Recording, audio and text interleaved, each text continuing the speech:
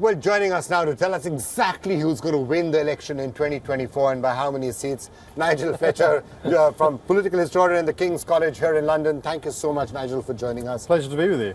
You do know exactly, right? Who's winning the election? Well, one thing I know from political history is that you should never make predictions. And I think even if it looks now as though we can predict the number of seats at the next general election, I think you'd be a fool to put money on it at this point.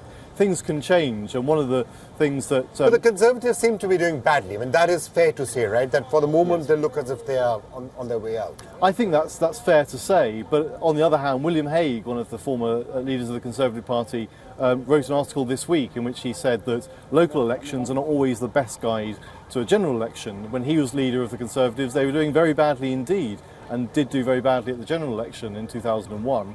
But a year before that, they did pretty well at the local elections. So I think you have to be a bit careful about it, but I think certainly it's not looking great for the Conservatives at the moment. What are the main problems? Why are people unhappy? Is it because of the cost of living crisis? Is it because of the economy? What underlines this? Well, I think there's a number of things going on. As you say, the cost of living crisis is a huge thing. We've seen levels of inflation that most people in this country will not remember having seen. It's what, 19%, right? We're looking at sort of periods of the year when we've seen huge figures like that, and that's not something people have been used to. So you're seeing prices going up in the shops, you're seeing people's mortgages costing more as well, with interest rates having gone up, and all sorts of things that are squeezing household incomes, and that doesn't do well for the government. But at the same time, you've also got a government that's been in office now for 13 years. And I think any government that's been in office for that length of time, they do degrade over time. Their popularity declines, and you have what political scientists call costs of governing, that people's attitude towards the government inevitably declines over that time. So you've got a number of things going on there. And of course, you know, you've got a Prime Minister who's been in office for a very short amount of time, but after a fairly turbulent period in British political history. So, you know, when you're looking at that period, people say that, you know, the Conservatives actually hit rock bottom at that rather chaotic 49 days of Liz Truss. Yes.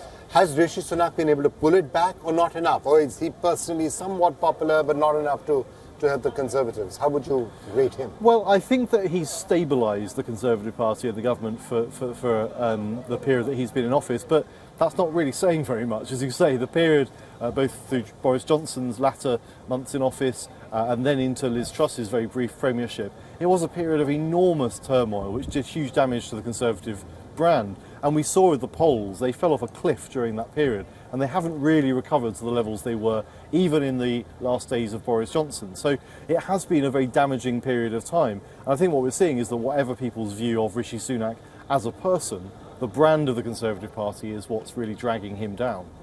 So when you're looking at who's going to benefit from this, Conservatives took a real beating, and a horrible beating in the local elections. You're right, it's not necessarily an indicator for the general election, but it's a pointer as to the way things are going.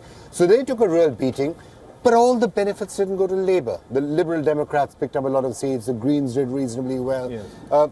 Is that something you think could happen in the general election, that it goes, maybe the Liberal Democrats come up more than people think they're going to? Yes, I think that some Conservatives are hanging on to that as being sort of some false comfort that the Labour Party didn't benefit exclusively. I think anything that sees the Conservatives doing less well and other opposition parties doing well is bad for the government, it's bad for the Conservative Party. And I think what's a danger for them is if people start voting in a way where they pick whoever is going to defeat the Conservatives. That's what we've seen in previous elections, most notably in 1997 when the Conservatives went down to a huge landslide defeat. People were voting tactically.